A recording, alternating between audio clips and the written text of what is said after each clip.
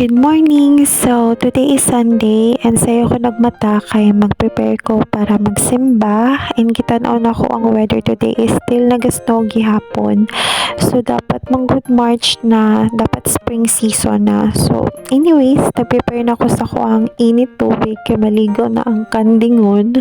Char, dili bitaw oy kay tugnaw magud kaayo. Okay na ko dili maligo pero para sa ko dili magud kompleto ang akong adlaw or akong life. Di ko kalakaw kung wala ko'y ligo.